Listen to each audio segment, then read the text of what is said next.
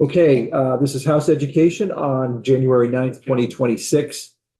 This morning, we're going to learn about issues in higher education and really kind of specifically the impact of the Big Beautiful Bill on a lot of the programs that the Vermont Student Assistance Corporation operates.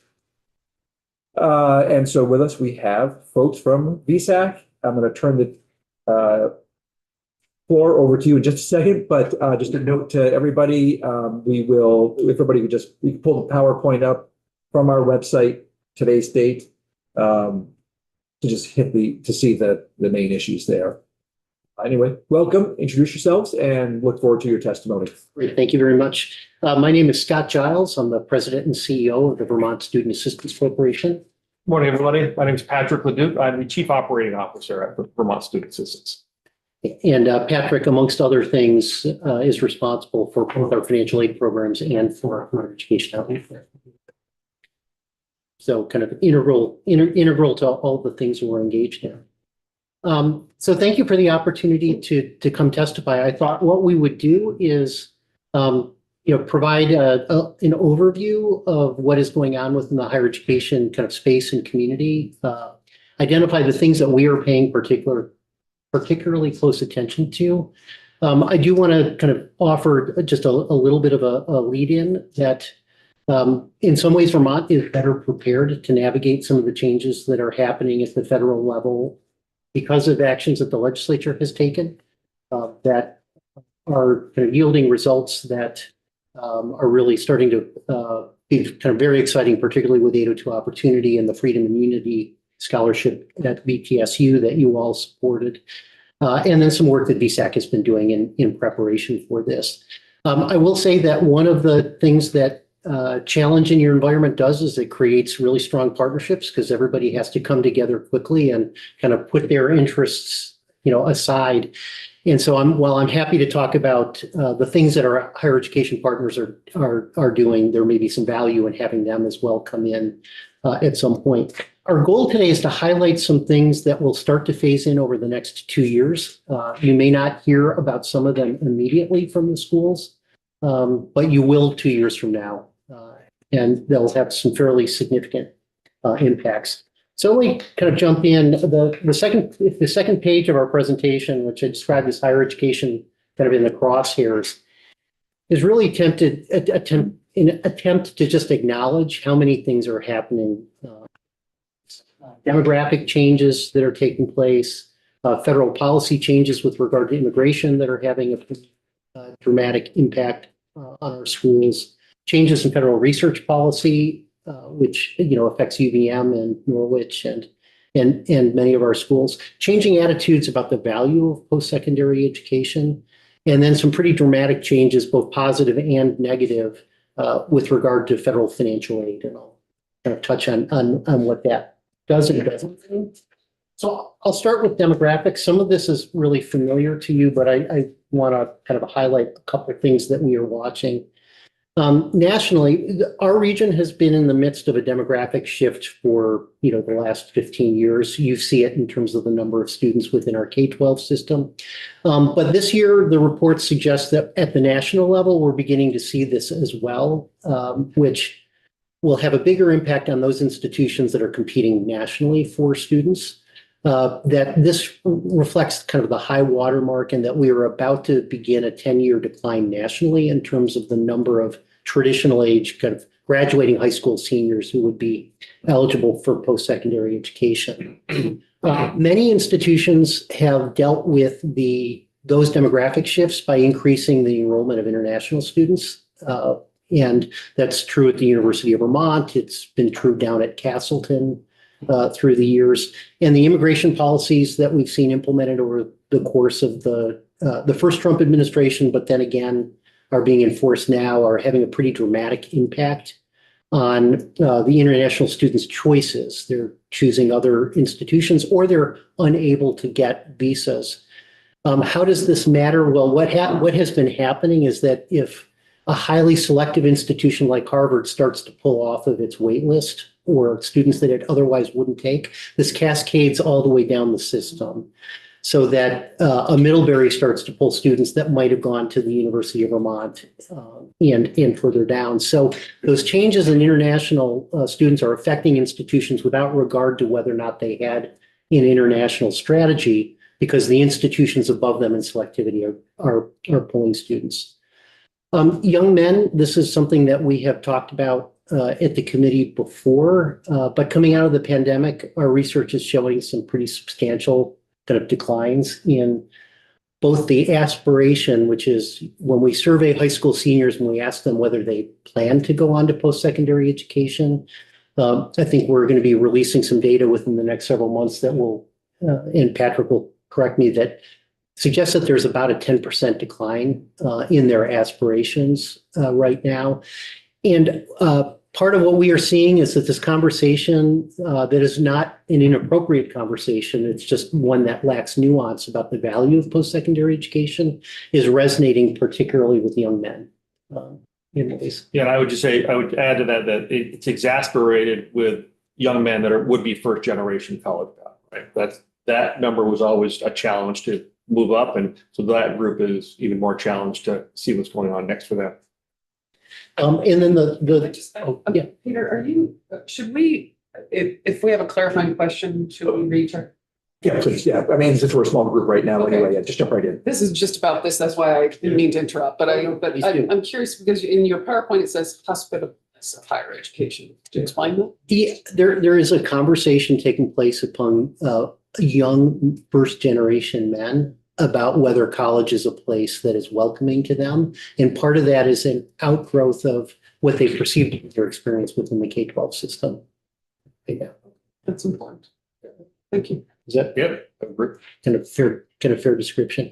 And Patrick identified we have been watching this as a challenge with first generation men. One of the things we are starting to see is what we refer to as second generation young men. These are young men whose parents have a post-secondary education, are starting to respond to surveys with the same sets of concerns. And we are starting to see them at least say that they're not going to pursue post-secondary education at higher rates than we have seen before. Oh, thank you. And then the last demographic piece I wanted to touch on right now is graduate programs. This is important for a whole variety of reasons. We talk about workforce, but over the course of the last decade, many institutions expanded their graduate offerings as a way of offsetting undergraduate enrollment declines. And One Big Beautiful Bill made some of the largest changes to federal student financial aid policy, particularly on the loan side, that we have seen in 20 years. Some of this is a result of Congress having not acted, but these programs are increasingly going to be under threat for reasons that we'll touch on a little bit later in the presentation. And that will potentially create some enrollment strategy challenges for our institutions. I'm not going to spend a lot of time on this. I know that you'll be hearing from the University of Vermont. They'll talk about their experiences, but one of the things that we are seeing is a effort to pretty dramatically change what I describe as the compact between the federal government and higher education. And it's taking place in multiple forums and multiple formats. The conversations that have been the most public have been concerns about institutions' policies with regard to diversity, equity, and inclusion. But as impactful as that have been changes in the research area, where the federal government has either been canceling research programs or research grants. We've seen a lot of this in the National Institutes of Health. But just as importantly, historically since World War II, the federal government has paid a share of the costs of actually administering grants. So I might get $1 million to do a cancer study, but the institution will have negotiated an additional amount that they would receive that would cover the costs of special instrumentation, equipment, the security that might be needed around a lab that has sensitive information and materials. And the federal government is actively engaged in trying to either eliminate or constrain that funding fairly dramatically. To put things in perspective, I think Harvard Med School's indirect cost rate is in the 52-53%, the most visible in this, and the administration is proposing ratcheting that back for all institutions to between 10 and 15%, which is substantially less than the cost of actually administering those programs. Harvard can probably afford that, but an institution like the University of Vermont will be challenged, with those policies. You'll be hearing at some point, it won't be this year, but next year, eligibility to participate in federal financial aid historically has been done through a process called accreditation, which some of you may be familiar with. This is kind of a peer review process that allows higher education itself to police itself. And with some oversight and approval by whichever administration is in charge. The Trump administration has made it very, very clear that they view the accreditation process as something that is deeply broken, that it has contributed to what they see as the problems that they are identifying from a cultural perspective in higher education. And they see the accreditation process as a way to reverse that. And I put a quote in here. The Deputy Secretary Kent was just kind of speaking this past week, actually, in Washington, as they were kicking off conversations with the accreditors about what reform would look like. And his observation to them was just buckle up. So you'll be hearing more about that in probably 2 years. So let me pause there before I kind of turn to financial aid. Go ahead, Josh. So the first and second generation men who are not going into post-secondary, are you tracking or able to find out where they're going? Are they going into certificate programs, trade programs, just workforce falling off the radar? Do you have data that would show that? That's a great question. Yeah, it's really hard data to come across. I would assume That so, is the yeah. big challenge. But yeah, I think anecdotally what we're seeing is a little bit of everything, but we are concerned that we're seeing more and more that just really have no plan. Some of our survey data asks, what are you going to go to the military, you're going to go right to the workforce. And, the military number really hasn't changed over the last couple of years. The workforce one has, but that is kind of a catch-all as well. Are you prepared to go into the workforce? This is the question. So those questionnaires, are you having the high schools throughout the state administer them to the students before they leave, like as an exit interview kind of a thing? Yeah, so VSAC for many years has done what's called the senior survey. So we work with all the high schools across the state. We have a really high percentage of students that fill it out. And that's some of the data that in your county data sheets come from that. And so we generate senior survey reports back to the schools so they can see what's going on. And the last few years, I actually had a lot of really great professional development opportunities with schools where we sit down with our research team and their leadership team and walk through those reports and discern what it really means to them. But yeah, we can share some of that data. That'd be great. Yes. I will say that this question that you're asking is one we made a method change about 15 years ago in the way we do the follow-on to senior survey. Right. So we tend to survey every high school senior every 2 years. The schools administer it for us. Usually, oftentimes it's a graduation related requirement. We get about 80% roughly, up a little bit, up, down, sometimes participating. So it's very robust in that sense. We used to actually go out to the students who had filled it out a year and a half later and do a survey to them. We've been using clearinghouse data, which is more accurate with regard to where they've gone to school, but we lost some of the information regarding the non-traditional degree-related programs, and we've had internal conversations about whether or not we might try and do some kind of a spot survey to try and get a better handle on that. Because they could be going to any technical fields, they're just not noticing. We would be celebrating, and it's important too, because in this intervening period, we've added things like the Trades Forgivable Loan Program. So Right. we have some tools available for them, which is inviting us. Right. To The get challenge is back in. connecting the dots, right? Because this is an anonymous survey. So we don't know who said what, but we also administer, as you know, the advancement grant program, right? Which funds a lot of, especially lower income, modest income families to go into those training programs. So we have that data, but we really can't connect them one for one yet. Thank you. Yeah. Great question. Thank you. So I'll turn to one big beautiful bill, the reconciliation bill and the changes. There are three kind of what I'll call broad buckets of changes that bill made. The first was on student loan policy with regard to student loan limits. kind of generally. The second one that I think you'll be hearing about, and I know the Commerce Committee has expressed interest, the Workforce Development Board is actively involved in this area. The creation of what is called Workforce Pell. The Pell Grant is the base, need-based grant that the federal government administers. Historically, that was only available to students that were pursuing degree programs, and there has been a lot of energy, particularly coming from the community colleges and from kind of for-profit kind of technical trade schools to try and open the access to that federal Pell Grant to short-term industry recognized credentials. And we'll come back and talk about that. Vermont actually has been in this space. Well, this is new to the federal government, the advancement grant, which Patrick just referred to. We've been administering a program just like this for over 45 years at this point. And our program is broader. We've got experience that the feds are interested in learning from us as they do their negotiating. And then the third thing that I want to touch on is the accountability measures, because this could have some fairly significant, it's hard to read right now, but there are some places where I think it will have some pretty dramatic impact, on some professions that may be high credential, but low compensation. And we'll talk about that.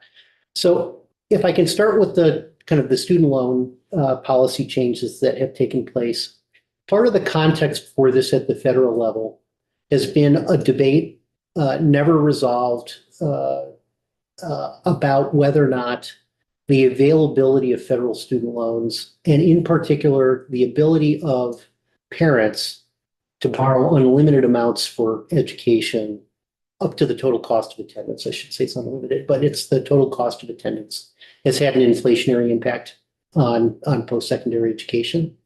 And a similar debate is taking place at the graduate level. So I'll start with undergraduates. I'm just going to translate what you just said. I assume you mean that because current law allows parents to borrow whatever they need, that's allowed colleges to say, we can charge whatever we want.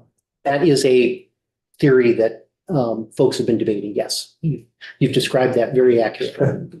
And you put two economists in a room together on this particular issue, and they will each draw a different conclusion about that. But what reconciliation did was House Republicans had originally proposed eliminating that parent loan program entirely.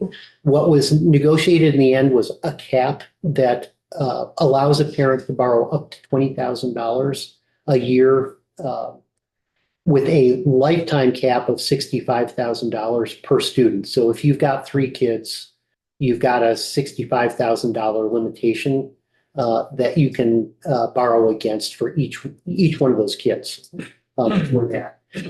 Families who need additional funding. So, who would that be? That may be a middle income or middle class, family. Could be an out-of-state student coming to the University of Vermont, as an example. Will need to either borrow, if they need to borrow, will need to get that money either from a state-based loan program like the one that VSAC offers.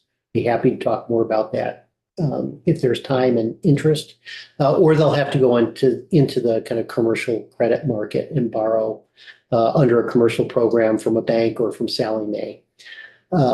And the challenge that we are anticipating, we'll just kind of flag this now, is that the federal program has not had any credit criteria whatsoever.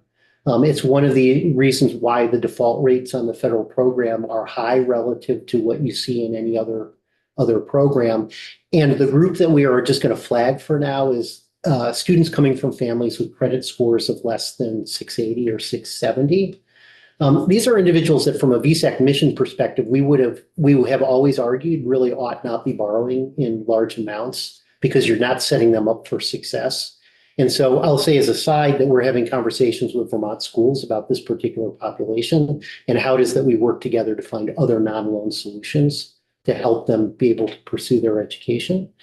And I'll say going all the way forward to the kind of the bright spots, this is where those programs like 802 Opportunity and Freedom and Unity in particular, which is tuition-free education for the regular tuition programs at the state colleges for individuals coming from families earning really $60,000 to $65,000 or less is going to be a key part of the state's mitigation strategy because it gives us an opportunity to support those families with a path that doesn't require, borrowing.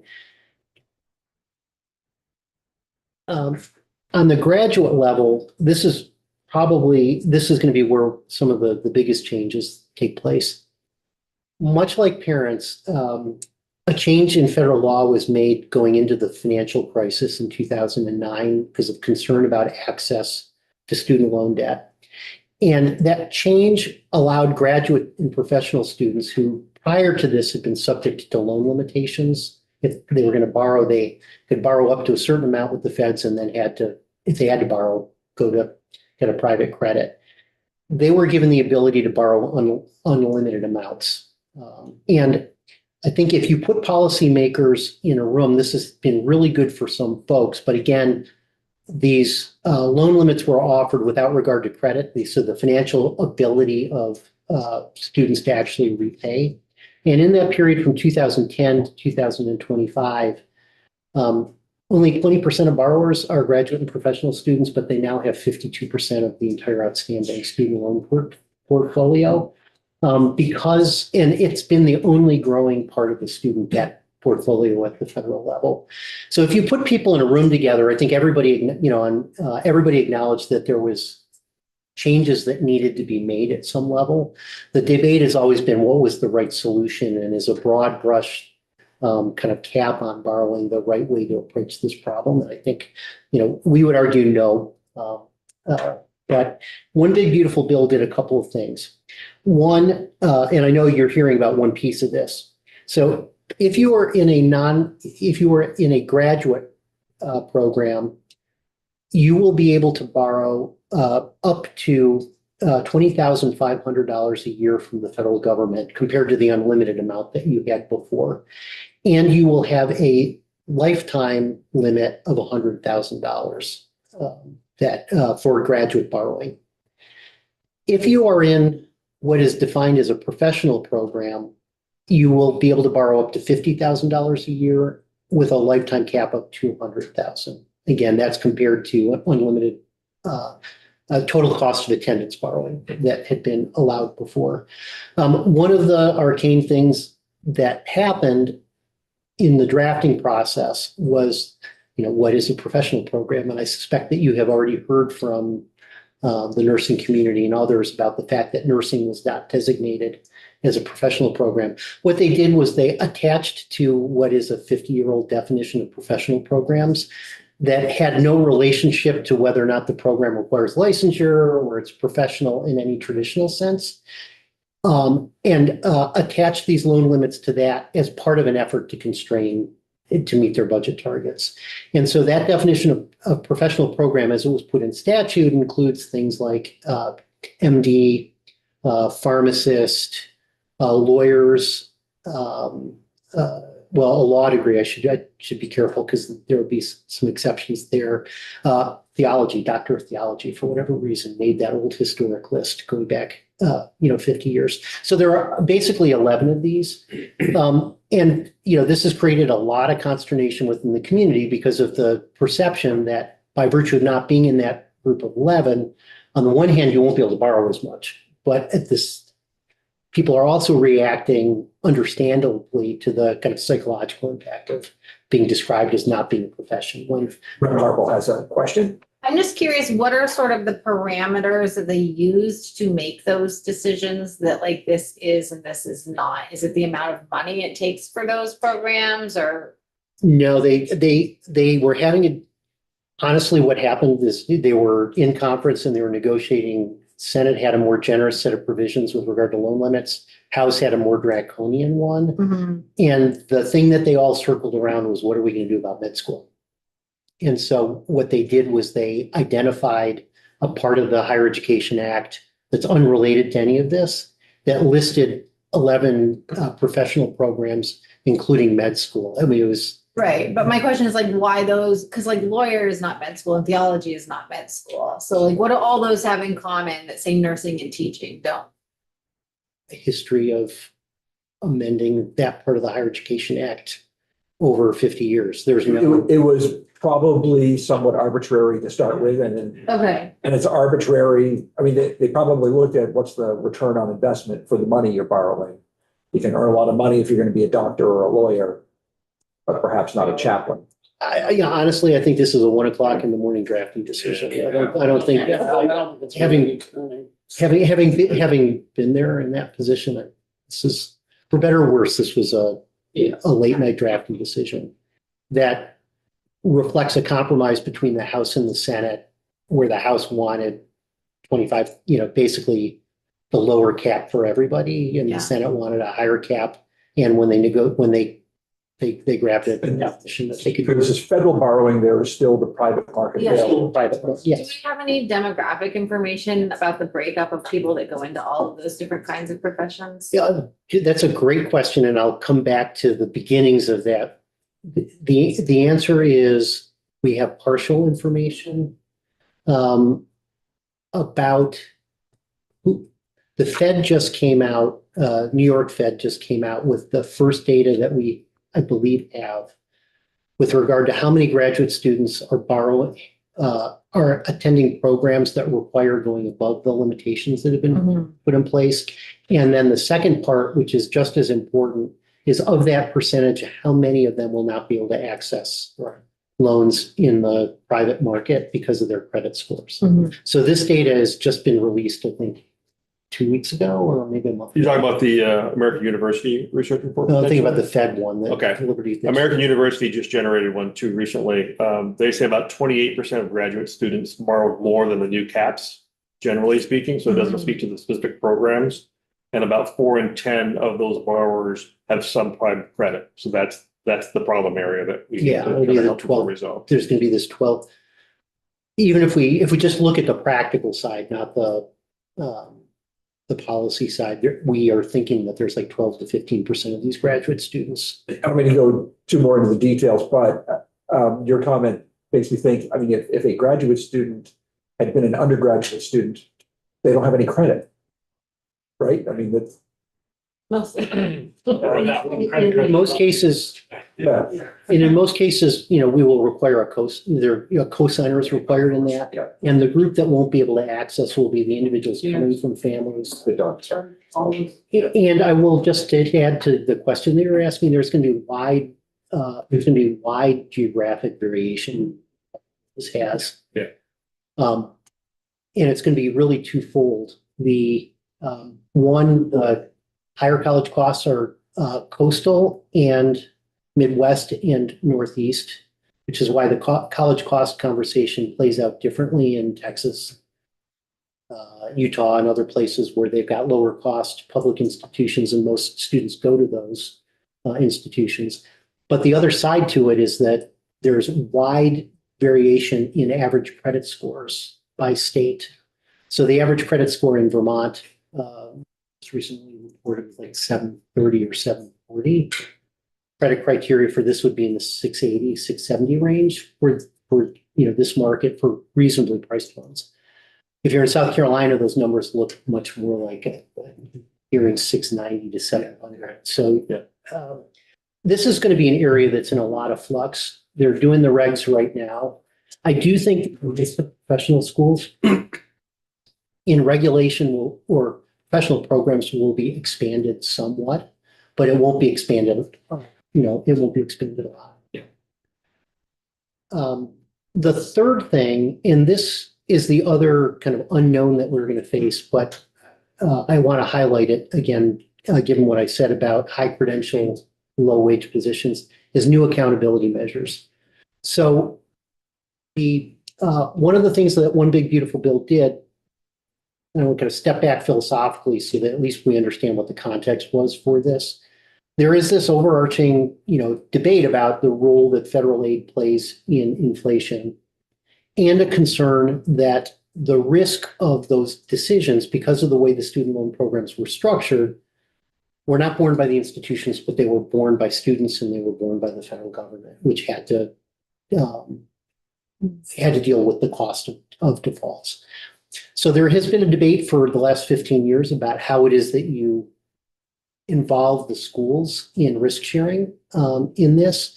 In the end, that more or less fell apart because it's too complicated to try and figure out how you're going to do that. But they came up with something almost as complicated, which is to say that for a program to retain eligible for the student loan programs, and when I say program now, I'm not talking like bachelor's degree, I'm talking think major, like psychology major at an institution.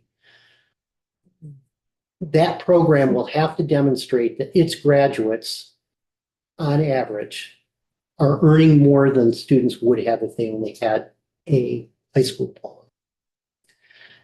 The same thing will be true at the graduate level. So the question that will be asked of any individual program could be early childhood education, it could be music, it could be a licensed clinical mental health counselor, kind of flagging a couple that we worry about. In order for those programs to retain eligibility to participate in the federal student loan program, they're going to have to demonstrate that their graduates. Now, let's say I'm a licensed clinical mental health counselor, I've got to be able to show that my graduates are earning more than as much or more than they would have earned if they had only a bachelor's degree. There are defined deltas in there, right? Like it has to be 20% more, or are there not? Right now, there are not, but there's talk in the regs about whether or not there will be some adjustment to.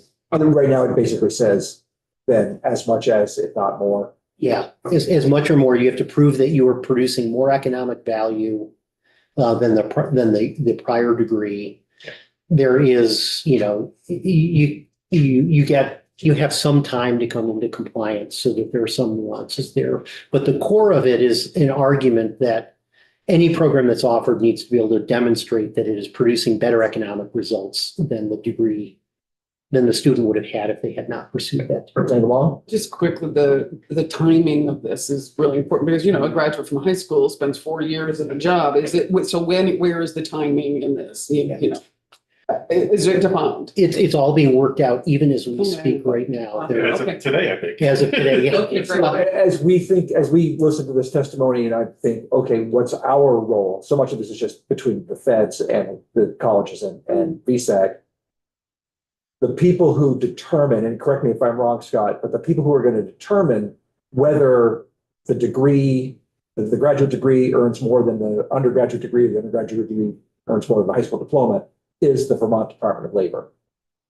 And they're the folks who we need to check in with to see if they are up to the task.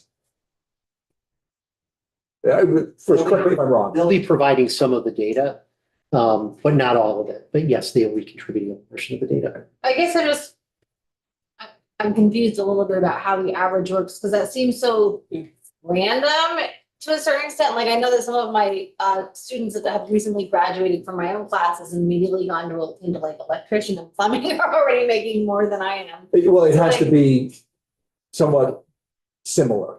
Yeah, but you're right, between the undergraduate and the high school graduate, I don't know how you compare. I think of more the graduate to the undergraduate. Yeah, what we believe that they're going to do, and to your point, negotiated rulemaking is happening this week. I just came back from DC yesterday, for part of it. So these details are going to be worked out. And the complexity of this is such that while they would love to have this in place next year, they're not going to. You're not going to have, like 5 year, what are earnings you won't be able to calculate what those averages are. Because they're not just looking at year one, they want to look at, what it looks like in year 5. Right. And so that is going to take time. But the reason that I shouldn't say it's going to take time. It's incredibly complicated. There's going to be data quality, questions. This is work that has really only been done in the abstract by some researchers before.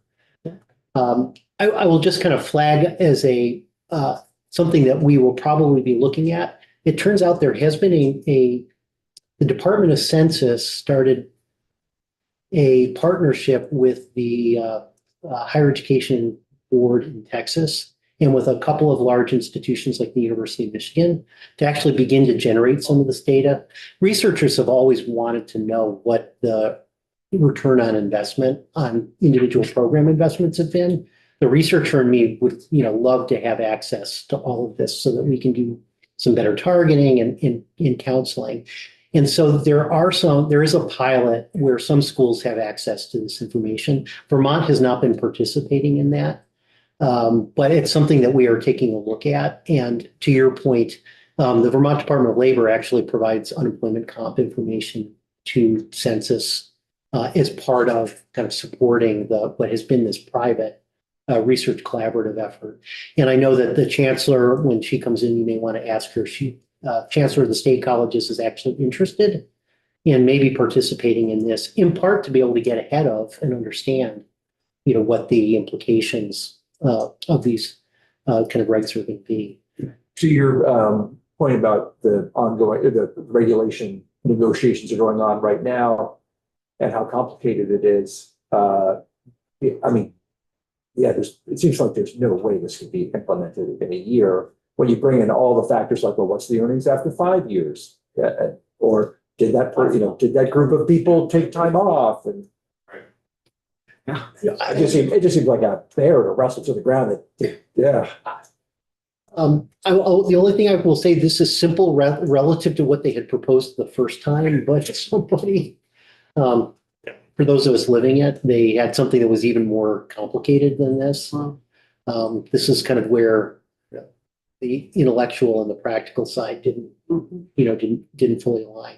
But so there are a couple things, as I would say, what is it that VSAC is going to be monitoring and paying attention to? When I say monitoring, it almost sounds too passive because, we are going to be really interested in we're already working with Vermont schools, but, our focus is on students and how are students going to navigate this, make sense of it. And so the first thing we're going to be looking at is what impact does this have? Because schools will have an opportunity to make adjustments in their program costs and how they do offerings, what aid is available. But we're going to be looking to see what happens with low-income students in particular. Is it that we start to see them, kind of what I'd say fall through the cracks would be because anytime you add complexity like this, it's really the students that don't have the full range of supports that will pay the price. As the accountability measures come through, we're going to be paying attention to see whether or not there are some, what I would describe as, workforce critical programs within the state that we need to find a solution, for, because if some of those programs were to lose eligibility for the student loan program, those programs will likely not survive in the absence of students being able to access. And I don't think that, I will say that the preliminary, and we provided some charts that the Department of Education actually just released this week. That was some of their preliminary analysis in the appendix, which you can look at. They think nationally that the biggest impact is going to be on for-profit institutions that have some programs that have historically not yielded great outcomes. We'd probably celebrate some of that from a consumer perspective. But there are programs that we worry about that I describe as being high credential and relatively low wage. And I served on the Board of Allied Mental Health for a bunch of years. Licensed clinical mental health counselors, we require a master's degree for that program. You can't bill effectively, you can bill, but you're not going to be fully paid until you're licensed. You need 3,000 hours of supervised clinical practice. I see a nod here. And during that period of time, your earnings are not particularly, substantive. But no one would argue that that's not a critical, kind of a critical need within the state. And I think, part of our attention is going to be looking for those high credential, lower wage positions, because there may be other solutions that the state wants to employ, much like we have with nursing. We've got a nursing forgivable loan program in place that, allows us to be able to kind of support a very specific workforce need within the state. If you don't mind, I'm going to add one more thing that obviously Scott and I talk about a lot that we try to be active in is in all this chaos, we know that's when bad actors show up and predator lending shows up in cases and, magical solutions that really get people in a big jam. So that's the other big risk that we have, watching what some of the bad actors or the predatory lenders are doing out there. That's a great point. So we've talked about the bad news, so I'm gonna try and I think of I'm gonna bring out, the chairman has seen my squishy stress cap, my US Capitol stress ball. Anybody who would like one, I would love. one. I can, we will come with a supply, but You should come with a supply. I have two of them here. Nice. I'll bring a supply. So kind of starting with, as we take a look first at undergraduate students, 802 Opportunity, together we have worked to make CCV tuition and fee free for students from families earning $100,000 or less. We've turned that into a true access point. That's 2/3 of all Vermont households. It's become an incredibly powerful pathway for students transferring to both the University of Vermont and to the Vermont State Colleges. Freedom and Unity, which you all supported last year, which allowed us to be able to make the regular tuition programs at VTSU tuition free. And this is stacking together all of the aid packages that we have for families. Is it 60,000 or 65. 65 now. We are not surprisingly coming back to the legislature with a request, which we'll share with you when we talk about our budget for a relatively modest increase to that. I think that program is more important now than it was before. And in particular, it's important with regard to those first generation students that are seeking a 4-year degree, but who come from families whose financial challenges are such that they would not be able to access the parent loan program or the commercial, kind of the commercial loans. That program will actually allow them not a loan free, but a very loan light option for them to be able to pursue their 4-year degree. Could we just pause a moment to kind of review what we have out there? So 802 Opportunity is a program that you all administer. It provides free tuition and fees for Vermont families with a household income of 100,000 or lower to attend CCV for free. UVM offers a similar program. I don't know what the name of it is. What's that? Is that the Vermont Promise? Well, they've got Catamount Commitment and they've got a new name for the. I don't know.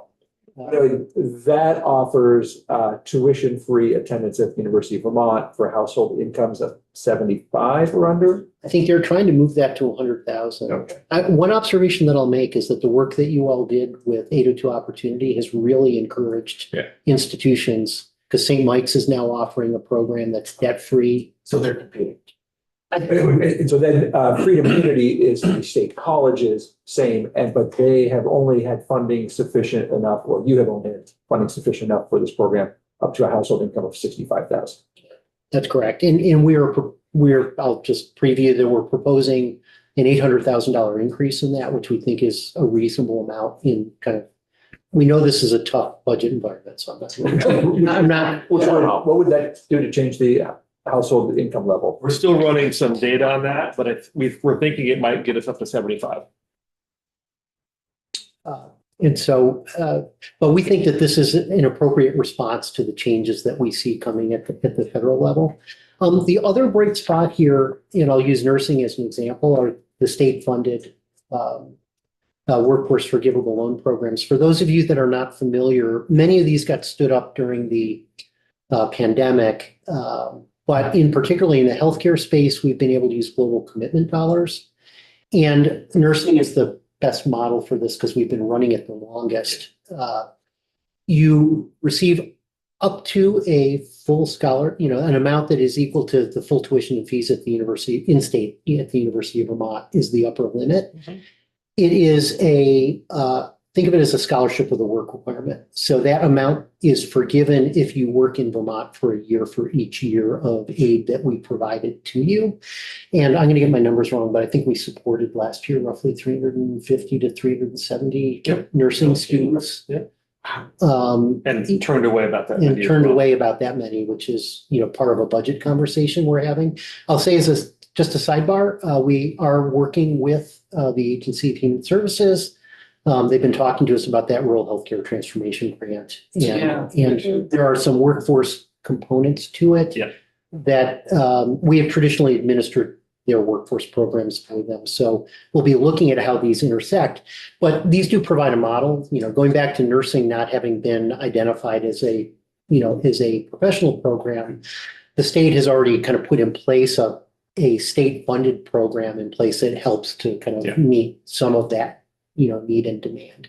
And there are, we used to administer one for mental health counselors. I think, we've been talking to the governor's team about whether or not we can reinstate that program, given some of the changes that we see happening. Just to sort of answer an email, probably other folks have gotten it. There's also been a call from at least somebody to have a program for respiratory therapists. Does it exist already? And it kind of phased out of money? Yes, and I think that part of what I will just say is that we have seen with the nursing program, success with these programs, both in terms of generating interest in the profession, but more importantly, 90%, at least was some of the numbers, most recent numbers we had was that 90% of the nursing students were fulfilling their obligations through work, not through not having to pay the loan. And you all will recall that we encouraged Teacher One as well. There was money allocated for it during the COVID dollar times, but has since run out of money. And we were very fond of that program and were disappointed when in the end it wasn't funded because you build momentum and was talking with a student. I want to be mindful of your time. So I think we'll want to touch on maybe two things. The third thing that came out of One Big Beautiful Bill, we talked about Workforce Pell. I will say that this program, I think there are strengths and risks to it. It will be less transformative in the early years in Vermont than it would be in other states because we've been running the advancement grant program for the past 40 years. With the Workforce Pell, because you may hear from lots of folks, what they have done, every student has effectively a lifetime limit on the amount of Pell Grant eligibility that they can obtain. The concern amongst some about creating Workforce Pell was the fear that individuals would use some portion of their Pell Grant eligibility, because these are low-income students, to pursue a credential that offered relatively little value. And then when they discovered that it offered relatively little value and they wanted to go to a regular program, they would have then used a portion of the eligibility that they had. What Congress did was they said, okay, we're going to limit this to only accredited programs. And this will become important because there's this question as to what role career and technical education and others can play in this. It's an area that the regs are going to be published, I think, we hope, in about 2 months. Yep. The negotiations have been done. There was a lot of concern in the congressional level that institutions of higher education might partner with entities that Congress had intentionally excluded from participating in the program and use their accreditation almost as a pass-through to allow a proprietary school that was not accredited to partner with an institution that was, offer the program and access Workforce Pell. So there is a limitation that has been placed on the kind of amount. We don't know how this is going to be defined or how it'll be implemented, but no more than 25% of the programs can be what we're referring to as pass-through programs, where a non-accredited provider is the one actually delivering the funds. The State Workforce Development Board has been the entity within the state tasked by the law with identifying eligible programs. So this will be something that the Workforce Development Board is working on. I do serve on that Workforce Development Board. We're going to be working with the team that is going to be doing the program identification to make sure that, we share any lessons that we've learned with the administration of our program, which is broader and slightly more generous. Yeah. And then I think the last. Rich has a question. So we have that advancement grant that we've been doing for 45 years. And you're saying because of that, we're going to see less student impact initially from the workforce Pell. Can the workforce Pell be used as an enhancement to our program? So our program is more expansive because we don't limit our program does not exclude non-accredited organizations. We have an oversight model that is interestingly, is very similar to the regulatory regime that they are now putting in place for the accredited programs under workforce. So we try and have our money be last dollar in so that our dollar goes further. So once we have a clear picture as to what programs are going to be approved, I do think that there is the opportunity for the state dollars to go further than they did before. My observation about the transformation is that many of these students are currently being funded in some capacity, and so we'll, in a place like New York or New Hampshire where they had nothing, this is going to be a brand new opportunity for students. This is just an area that Vermont pioneered. I'm going to jump ahead and all the way. We provided some slides. I mentioned one of the headwinds that higher education is facing is that the community has not been as effective as it could have been in articulating its value. Without spending too much time on this, we wanted to share some recent data that came from the Fed on what that return on investment looks like. I will say that the way I like to describe it is it remains a really good, strong investment. We can articulate why, but there's also a but associated with that. And that's the acknowledgement that, roughly 24% of the individuals who pursue post-secondary education successfully don't, for whatever reason, obtain the full economic benefit that everybody else. 24%. Yeah, it's roughly about 24%. The Feds have I'm sorry, say that again. roughly 24% of college graduates, when you look at their income history over time, don't see the full income benefit that the average student does. Interestingly, the Fed just came out with a study, the internal rate of return on an undergraduate degree nationally, is in the 12% range. Has that been, sorry, has that been separated by gender? So, Women leaving the workforce. yes. And other. Yes, interestingly, so yes, and I can come back with more Okay, on that, okay. pull that out. What I will say is that more often that 24%, some of it is people pursuing what are lower wage professions. Yeah. And some of it is just the other life happening, Yeah. health and other things that we see happening with these students because we're working with I them. understand. I feel like 24% is high. That's a number that's, That's what I thought too. maybe it's not, I don't know, but Yeah. to me. Well, and the other thing that is negatively impacting this that is, and I'll just say, so what are the other factors that matter?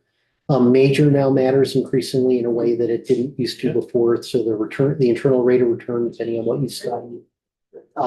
The other factor is that if you graduate in 4 years, your return on your investment is a lot different than if it takes you 6. And we are seeing an increasing number of students taking 6 years or more in order to graduate, and that's a 50% increase in the cost of that education. How do you account for liberal arts majors?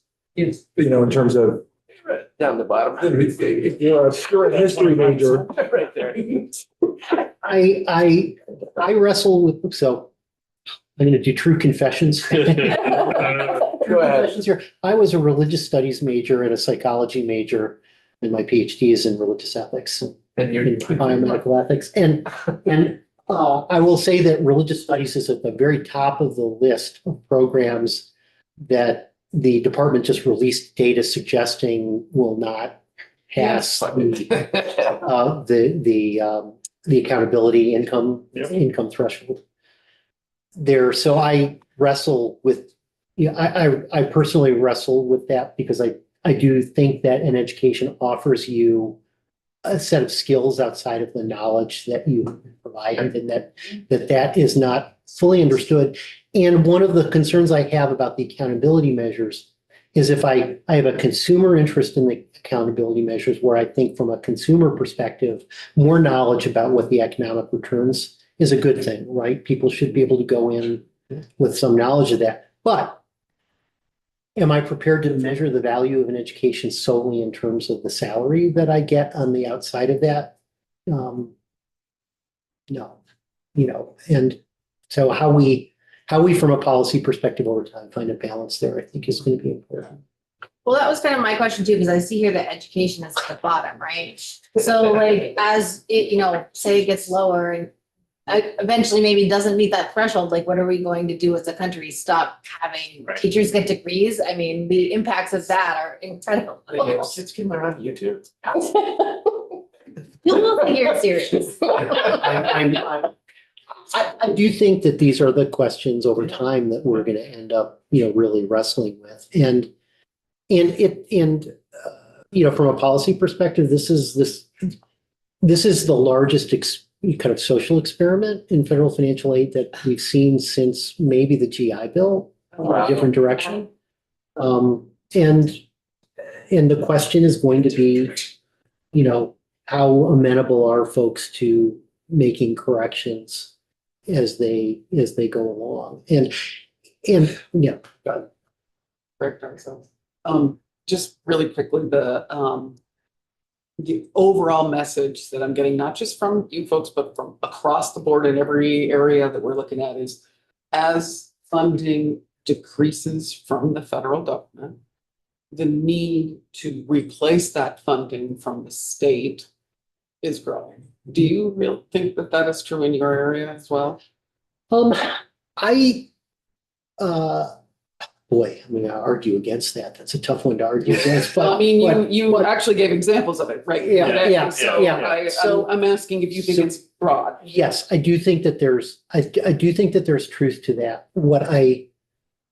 And I'm just now speaking from a VSAC perspective. I think that it's also incumbent upon us, whether it's a VSAC or anyone if it's at the institutional level, to take a look at the changes that are taking place and ask what it is that we ourselves can do Okay, to good to hear. to respond. And that's maybe a great segue into a new initiative. It's a new initiative. I'll just set the table and then turn it over. Go right ahead. Over to you. So we as an organization have always seen as part of our mission helping students be good consumers of education and training. So helping them make smart choices.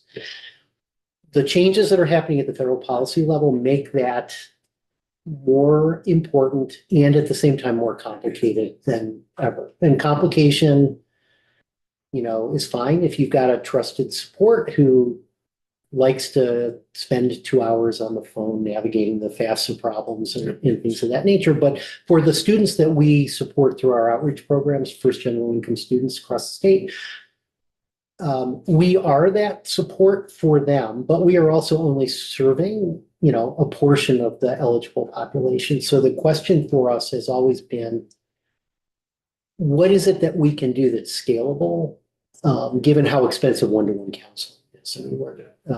And so we have actually just launched a new technology tool that we're extraordinarily excited about, that I'm going to ask Patrick, because Patrick is really the creator of this, that is designed to help us do exactly that. And it will work at both the undergraduate and the graduate level. It is very disruptive in the sense that higher education has, turned into an art form, presenting their financial aid award letters as marketing tools to allow you to make choices that may or may not, when you actually have all the information, be optimal for you. Great. So one more thing I would add to the kind of value proposition here is, our counselors that are working with first generation modest income kids are using this tool and are going to be using it through the spring. School counselors are going to see a tremendous win from this too, because the same situations that our counselors are dealing with kids that are in our caseload, high school counselors across the state are also dealing with the same challenge, right? They're getting students coming in and going, I got these 5 award letters. I have no idea what they're telling me. And so that's been a problem for a long time. You get 5 different award letters from 5 different colleges. They're all using their own terms, their own language, their own jargon, and you're trying to figure out what's loan, if you even can acknowledge that question. What's free aid? What's my actual cost? So what we've done is we've designed an app that students can use. We're actually going to we're partnering with a bunch of our peers across the entire country. This will be a national rollout. Students can scan those award letters with this award advisor. They give us very little information because we don't need to know a lot about them to provide this service. They add colleges, they scan those award letters in through a trained artificial intelligence and machine learning module that we created.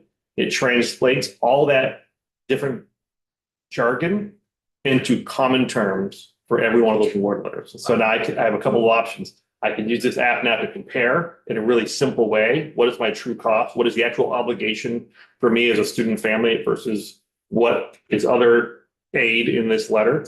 I can compare that against all those different colleges that I applied to. I can actually print out 5 now new award letters that all look the same with the same structure and the same terms. And I can sit at the kitchen table and talk through that with my parents and do that. I can bring those into the school. Or I can export that into an Excel spreadsheet or some kind of a CSV for sheet so I can do more analysis if that's what I want to do.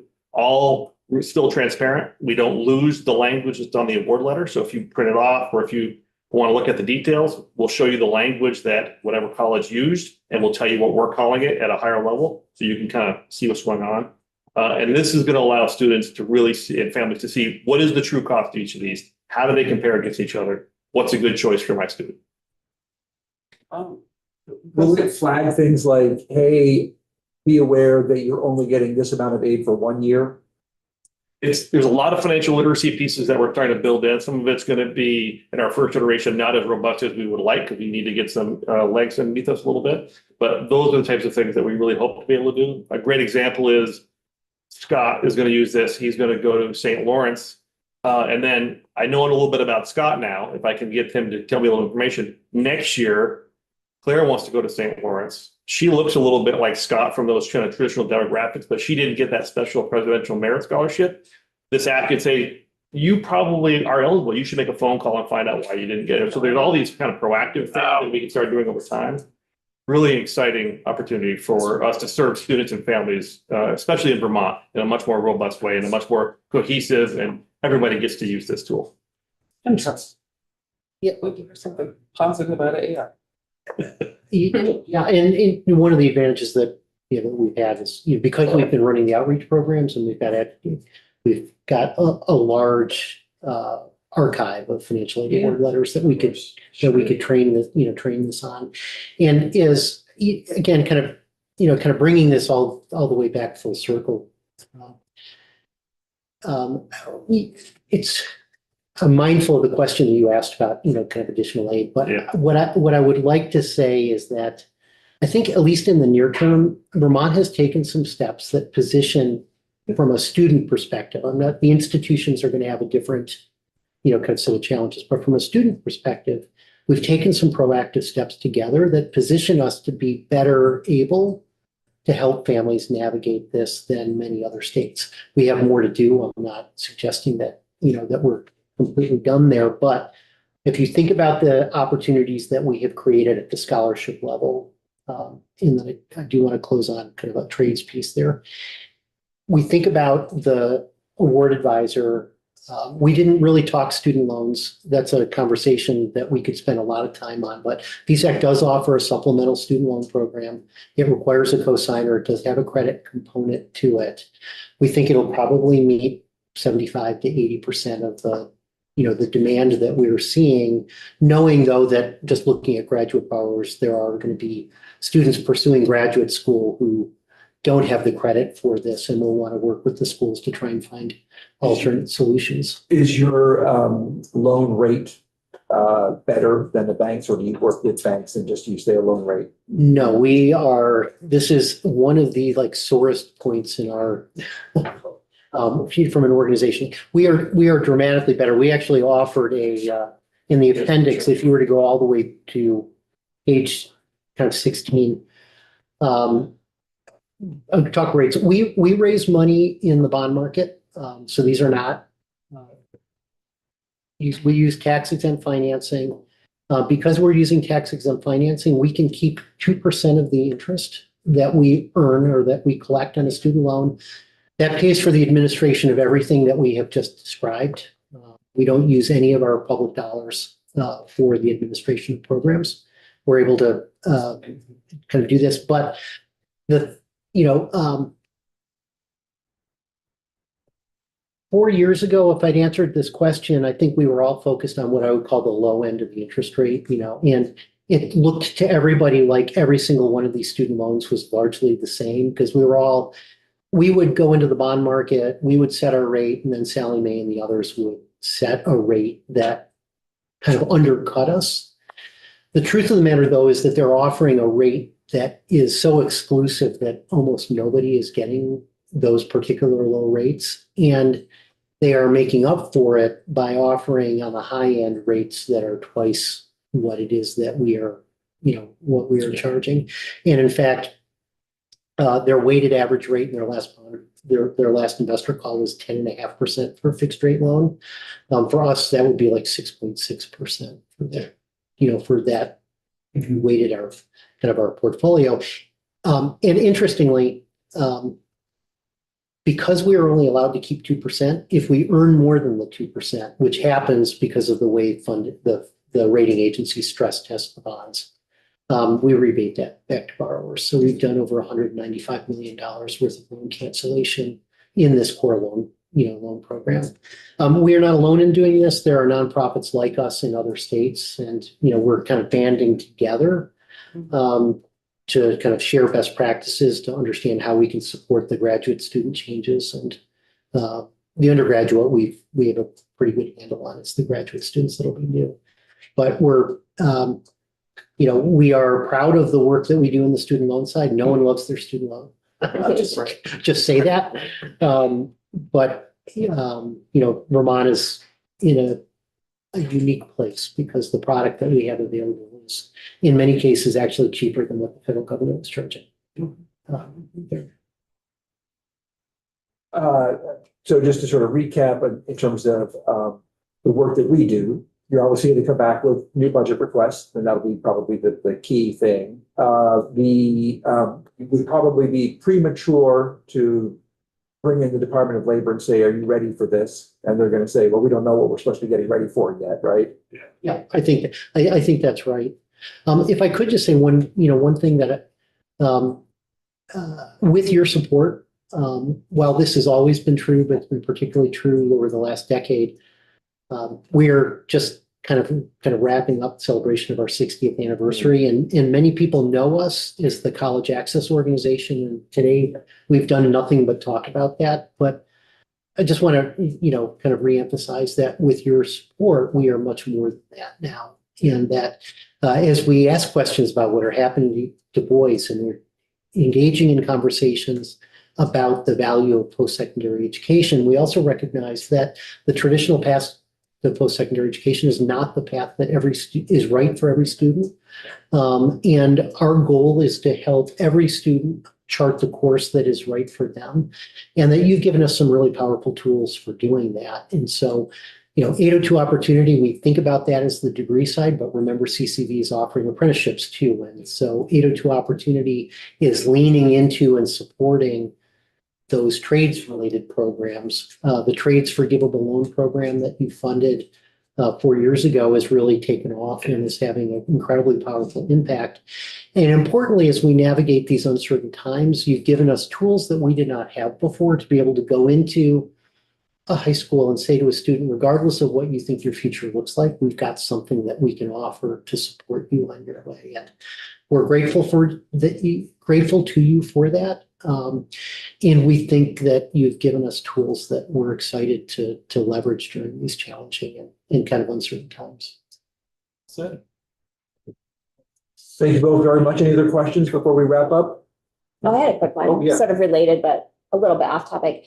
Did you participate in the documentary Gone Guys? I thought I saw you pop up in one of those interviews. Yeah, so I was not interviewed in the show, but I have, our data was part of the data that kicked off. Okay. That kicked off the conversation, and I have participated several times as a panelist around the state. Okay. If you've kind of participated in that, I do get mentioned, and one of our member of our team is actually interviewed in in there, but. And you'll be signing autographs when we wrap up. Yes. Yeah, Yeah. I do my best, I hate looking at myself on TV or anything else, so I try and avoid that where I can.